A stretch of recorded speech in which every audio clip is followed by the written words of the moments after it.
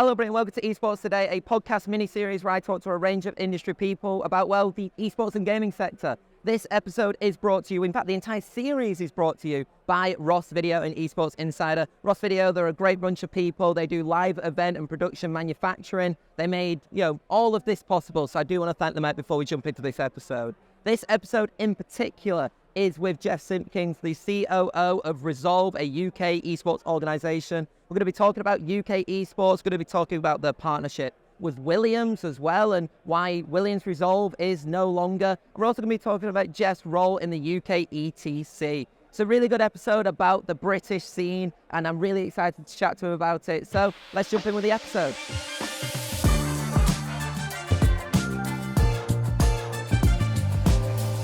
So, Jeff, it's great to have you here to talk about, all things British esports. We're going to talk about Resolve, UKETC. We're going to talk about quite a bit in probably a short amount of time, but we're going to give it our best shot. I want to talk first about Resolve in general. UK Esports organisation. How is it being a UK Esports org in this kind of world navigated? Because we're seeing a lot of kind of developments in UK Esports, specifically from like a top-tier event level. Obviously, Spring Finals just got announced for Blast Premier in 2024.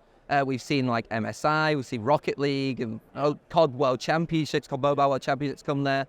But how is it from an organisation standpoint being in the UK scene? Yeah, I think it's been an interesting year for UK Esports. Like, as you say, events-wise, been amazing. Obviously, I went to a couple of those events. The Rocket League London event, for starters, was incredible. The crowd was awesome. And obviously that's the scene that we're in, so amazing to see such support. In terms of orgs, it has been a difficult year, right? I think that's across esports, not necessarily specific to the UK, but it has been difficult for us as well, in terms of making sure that we can pay the bills and keep the lights on, right? And we've seen, industry layoffs across the board, and just generally, I think it's been slightly over-exaggerated, slightly. I think we were always going to see a dip after COVID, right? Because we blew up so much in COVID. And then when people go back to their everyday lives, obviously there was going to be a dip. But I think that has been maybe slightly over-exaggerated, and it's nowhere near as bad as, what people are saying. And we're in a great spot still. Resolve are in a good spot, at least for the next 12, 18 months. So, it's been up and downs, I would say, from an org perspective. But I don't think we're in any worse a position than we were. I think we're just seeing sponsors and, investors being a bit more, doing their due diligence a bit better, which, to be honest, we probably needed. Up and downs, I would say, up and downs. How do you kind of make sure that it maintains sustainability for an esports organisation? Because, obviously you're very competitive in Rocket League, but you don't compete in the sense of like the LEC or the Valorant Partner League, where there is major revenue sharing models at play. How does like an organization kind of in that other tier system operate and maintain the sustainability? Yeah, 100%. Like I think, and that is the key one, right? Sustainability is a big hot potato at the moment, because there's very few organizations that have achieved that, right? So that is our goal, certainly over the next 12 months. And we're blessed to some extent in Rocket League, because we have the likes of in-game items. We are very brand safe in Rocket League. Nobody's getting shot. Nobody's there's it opens up the brand opportunities a lot for us, because brands sometimes come into the space, and similar with Williams, right? They don't want to be associated with a game that where people are shooting one another and stuff. But car football is a no-brainer, right? And it's good in that regard. So, I think obviously the partner leagues are huge and they're great to be involved in, but they're also very expensive to be in and to maintain being in. So it's there's no perfect solution. It's all how you make the best of what esports you're in, I guess. Is it just kind of like adapting to the situation and kind of also looking at potential other titles to go within, but also the sustainability again of those titles and how they can generate? It's maybe good to jump in a new game, but have you got to really assess, is it worth it in the long run? Yeah, 100%. So when we're looking at new esports titles to go into, which we've been looking recently, and Apex Legends is a big one that I love. Love watching it. and I'd love to get involved. So recently had a conversation with EA about what they're doing around organization skins and things in the game, like other ways that we can generate revenue. Obviously been speaking to Into the Breach over the last couple of days, and they're talking about sticker revenue and things that they made from Counter-Strike. So these are all things that, you've got to take into consideration, and like how much revenue you can generate from that to make the esports sustainable, right? So what are the things the publisher are doing to help you out? I remember when we first got involved in the UKLC, an LVP took over for the first season with the tower format, which shall not be named. But it was great because they had like a rev share model. So if the organizations did a certain amount of content and a certain amount of social posts and stuff, they got basically a rev share from the publisher through not from the publisher, sorry, from LVP for all the marketing and stuff that they did. And I'd love to see more of that from publishers. And hopefully we will. But yeah, all those sorts of things are what we take into consideration. Yeah. The UK League of Legends scene, that takes us well back, that one, until we're, like I said, not sitting in couches like this, but to do conversations. Yeah. I want to talk about probably one of the biggest partnerships that you you had at one point anyway, which was with Williams, big motorsport brand. Yeah. Talk about like what happened with Williams. It could be a simple thing, but I think a lot of people are interested. It was Williams Resolve. That's I think what a lot of people kind of knew that brand as sometimes a little bit. Sure. What happened with that partnership? It's really interesting. Like you say, a lot of people even referred to us as Williams, and a lot of people maybe didn't even differentiate between the two. They thought we were part of Williams, which was interesting. And obviously it was a 2-year partnership. It started before I joined Resolve. And it was for Rocket League and also briefly for Fortnite as well, because they wanted to come into Fortnite with us, which was really interesting. And I think from our perspective, obviously they were with us for 12 months in Rocket League, and then they were like, we're going to go into Fortnite. And for a brand that, has probably avoided other esports titles because of, the issues we just talked about, like with shooters and things like that, for them to go, actually, this has worked quite well. We will come into Fortnite with you as well. I think that says a lot.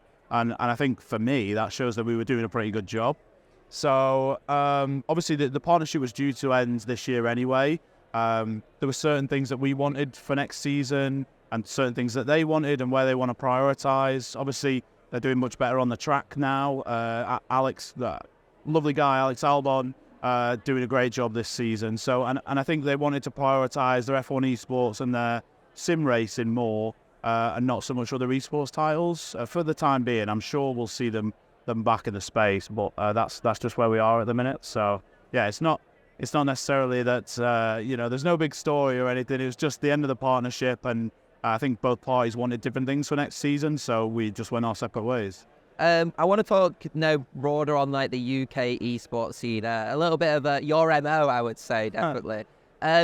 Where do you think the esports scene in the UK kind of needs in terms of development? Because there is still a grassroots scene, but I think you and I would probably both agree, compared to other countries, even in Europe, like France, Germany, Poland, for example, there doesn't seem to be as much support. What do you think kind of the UK esports scene needs? I think somebody was talking about it yesterday on one of the panels where they were talking about government support or even government recognizing esports, right?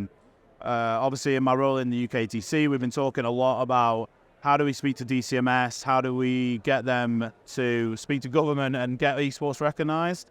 And bizarrely, there was a conversation that went on that not long ago that I was involved in, that apparently the government were going to recognise esports as a sport.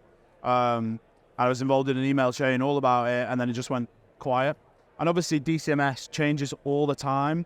And from UKETC perspective, it's quite frustrating, I think. Like, we build up a relationship or a conversation with them, and then the staff change, which is difficult. And I think, maybe people outside as well that are looking at the UKETC going, well, do something. We are trying, but it's really difficult. But I think that's the big one, right? Having esports recognised by the government and being able to do a number of different things, whether that's changes to visas and, allowing professional visas for esports. Obviously, we've seen a bunch of esports events in the UK, as you mentioned, but we've also seen a number of visa issues as well for players getting to those events. So I'm sure there's more that we could be doing. So somebody mentioned yesterday that one of the Nordic countries 20 years ago was doing like grants for teams to open up esports teams in that country 20 years ago. And we still don't have anything in the UK, nothing recognised. So, I think that's the big one for me. Obviously, there's a number of grassroots esports things going on, but it doesn't help with things like the ESL Prem going and things like that. So, it's peaks and troughs, but I think that's the big one. I do want to talk about the UKETC, which is a body of teams, representatives of all those UK teams like Fnatic, yourself, I think Endpoint is another one. Many of us. How many is there now? Is there like 8 or 9? Well, we're kind of going through a bit of a change, so I think there's about 10 of us, at the moment. So I do want to mention just firstly, I think a big story that kind of happened recently in the UK scene with the Goose House. Yeah. Obviously, you had you're our vice chairman. I probably should mention this as well. Actually, you put the Goose House into the UKETC, and then quickly after there was a lot of controversy regarding one of their owners and allegations that were made. Yeah. And then you very quickly, to be fair, then got rid of them through that. Like, does things like that affect the UKETC a little bit, in the fact that you kind of had this team going and then this controversy happened and you had to then let them go? Yeah, so I think for me personally, so I go through the member applications for the UKETC. It was me that sat on the call with Dan to ask him a bunch of questions about about the Goose House and stuff. And it was me that then took it back to the group and said, this is where we're at. Do we want to invite them or not? And then we have a vote. And if it's a majority yes, then we invite them in. If it's a majority no, then we don't. And obviously, it was me that took that back to the group, and we then invited them in, after the vote. So it was, I felt an obligation as well then when all of this came out from the Goose House. And I'd been hearing little things in the build-up to it all coming out public, which had me thinking already. So I straight away got on the phone to Dan, Discord, to Dan from M&M, and we basically took it to a vote immediately and voted to remove the Goose House. Like, to be fair to the teams, like, they were all very, very quick and all very on it. And we got a unanimous vote in about half an hour, to be fair. So, it doesn't bode well for us, like, to have people in what is almost the inner sanctum, right, of what we consider is professional esports, who are doing things the right way, for one of those teams then that we just invited in to be involved in such controversy. It doesn't look good, which is why we knew we had to act, pretty quickly to make sure that we send a strong message that, that isn't okay, and remove them. Yeah. As a final question then, we're here at Esports Today at ESI London on the little podcast suit by Ross Video. Great people. Do you want to shout them out again? What would you say defines esports in today's day and age? Oh, God. Or how would you define esports in today's day and age? You mean in terms of what is esports? Yes, what is esports? I mean, it's just, esports is competitive video games, right? It's it can be at any level. I think there's an expectation when you talk about esports, these huge events, but also, like we said, it's grassroots. It's, like the Lions Clash thing that was here yesterday with the students playing Rocket League. It's big and small, right? Any competition in any video game, and I think that's what esports is. Jeff, pleasure to have you on. We'll have to do a podcast about UK Esports again. Yeah, definitely. Sounds good, Tom. Let's do it.